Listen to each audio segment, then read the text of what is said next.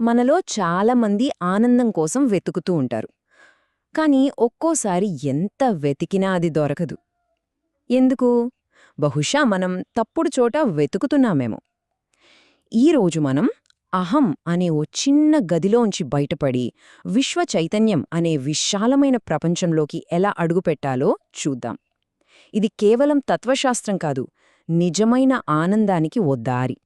మనం రోజూ ఆనందం కోసం పరుగులు పెడుతుంటాం, దానికోసం ఎంతో కష్టపడతాం. కాని ఎప్పుడైనా అనిపించిందా మనం గీసుకున్న ఓ చిన్న గిరిలోనే ఆనందాన్ని వెతుకుతున్నామేమో అని? అలా అయితే అది ఎప్పటికీ దొరకని ఓ అంతులేని పోరాటంలా మిగిలిపోతుంది కదా. ఈ ప్రశ్నతోనే మన ఈరోజు విశ్లేషణ మొదలవుతుంది. ఊహించుకోండి, ఒక చీకటి గుహ. అది బయటెక్కడో లేదు, మన మనసులోనే మనం కట్టుకున్న ఓ జైలు. కేవలం నా లాభం, నా ఆనందం, నా భద్రత అనే ఆలోచనలే ఆ జైలు గోడలన్మాట. మరి ఆ గుహలో ఉండేదేంటి? ఒంటరితనం, భయం తప్ప ఇంకేముండదు. నిజానికి మన సహజ స్వభావం ఆకాశంలాంటిది, చాలా విశాలమైనది, ప్రకాశవంతమైనది. కాని ఈ స్వార్థమనే మేఘాలొచ్చి ఆ ఆకాశాన్ని కప్పేస్తాయి. ఆకాశం ఎప్పుడూ అక్కడే ఉంటుంది, కాని మేఘాలు అడ్డుపడటం వల్ల మనకు కనిపించదు. స్వార్థం కూడా అంతే, మన నిజస్వరూపాన్ని తాత్కాలికంగా దాచేస్తుంది. ఈ రెండు చిత్రాల మధ్య తేడాను చూడండి. ఒకవైపు నేను, నాది అనే ఓ చిన్న పెట్టెలో బందీ అయిపోయిన జీవితం. ఇదిచ్చే ఆనందం కూడా చాలా పరిమితంగా, తాత్కాలికంగా ఉంటుంది. మరోవైపు విశ్వంతో కలిసిపోయి స్వేచ్ఛగా సాగిపోయే జీవితం. ఇదిచ్చేది అంతులేని ఆనందం, ఒక గొప్ప లక్ష్యం. సరే, మరి ఆ చీకటి గుహలోంచి ఎలా బయటపడాలి? దానికోసమేమైనా పెద్ద యుద్ధాలు చెయ్యాలా? అస్సలవసరం లేదు. కేవలం మన ఆలోచన ధోరణిలో, మన దృక్పథంలో ఒక చిన్న మార్పొస్తే చాలు. ఆ మార్పేంటో ఇప్పుడు చూద్దాం. ఒక్కసారి ప్రకృతిని గమనించండి.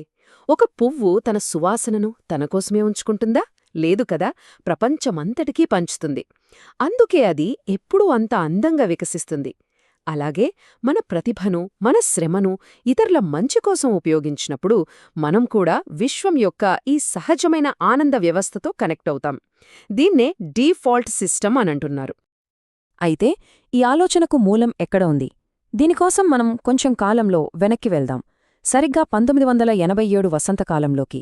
అక్కడ మనకు శక్తివంతమైన సందేశం దొరుకుతుంది. అది అప్పుడు ఎంత నిజమో ఈ రోజుకీ అంతే సజీవంగా ఉంది. ఈ మాటల్లో ఎంత లోతైన అర్థం దాగి ఉందో కదా. అసలైన మార్పు బయటనుంచి రాదు, అది మన లోపలి నుంచే మొదలవ్వాలి. ఎప్పుడైతే మనం నేను అనే గిరి దాటి మనం అని ఇతరుల కోసం జీవించటం మొదలుపెడతామో అప్పుడే మనలో నిద్రపోతున్న అసలైన శక్తి నిద్రలేస్తుంది. ఆ గొప్ప సందేశాన్ని మనం 3 సింపుల్ స్టెప్స్గా విడగొట్టుకోవచ్చు. మొదటిది, నాది అనే సంకుచిత స్వార్థాన్ని వదిలేయడం. రెండోది, మనకున్న ప్రతిభను, సమయాన్ని ఇతరుల మంచికోసం ఉపయోగించడం. ఇక మూడోది చాలా ముఖ్యమైనది, ఇలా చేసినప్పుడు మనలో ఉన్న అసలైన ఆత్మశక్తిని మేల్కొల్పడం. మరి ఈ అంతర్గత మార్పు ఫలితమేంటి? మనం ఇతరుల ముఖాలపై చిరునవ్వుకు కారణమైనప్పుడు మన జీవితం కూడా దైవికమైన కాంతితో, ఒక స్పష్టమైన లక్ష్యంతో నిండిపోతుంది. అప్పుడు మనం ఆనందాన్ని వెతకాల్సిన పనిలేదు, ఆనందమే మనల్ని వెతుక్కుంటూ వస్తుంది. కాబట్టి మనం గుర్తుంచుకోవాల్సిన ముఖ్య విషయం ఇదే. అన్ని బాధలకు మూలకారణం కేవలం నేను, నాది అనే ఆలోచనే. ఆ పరిధిని దాటి సమాజం గురించి ఆలోచించినప్పుడు విశ్వవ్యాప్తమైన ఆనందం దానంతట అదే మన అనుభవంలోకి వస్తుంది. ఇదే ప్రకృతి మనకిచ్చే వసంత సందేశం. సరే, ఇదంతా విన్నాక మనమేం చేయాలి? చివరిగా మనకోసం ఒక వ్యక్తిగత తీర్మానం చేసుకుందాం. ఇది మన జీవిత ప్రయాణానికి ఒక కొత్త దారిని చూపించగలదు. ఈ విషయాన్ని బాగా గుర్తుంచుకోవాలి. ఈ విస్తారమైన ఆనందమయ స్థితి మనం కొత్తగా సాధించాల్సినది కాదు. అది ఇప్పటికే మనలో ఉన్న సహజమైన స్థితి, మన డీఫాల్ట్ సెట్టింగ్ అనమాట. మనం చెయ్యాల్సిందల్లా దాని కప్పి ఉంచిన అడ్డంకులను తొలగించడమే. ఈ విశ్లేషణను ఒక ఆలోచింపజేసే ప్రశ్నతో ముగిద్దాం.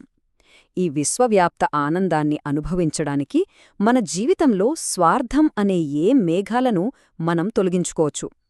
దీనిపై ఒక్కసారి ప్రశాంతంగా ఆలోచించండి. బహుశా సమాధానం మనలోనే దొరకచ్చేమో.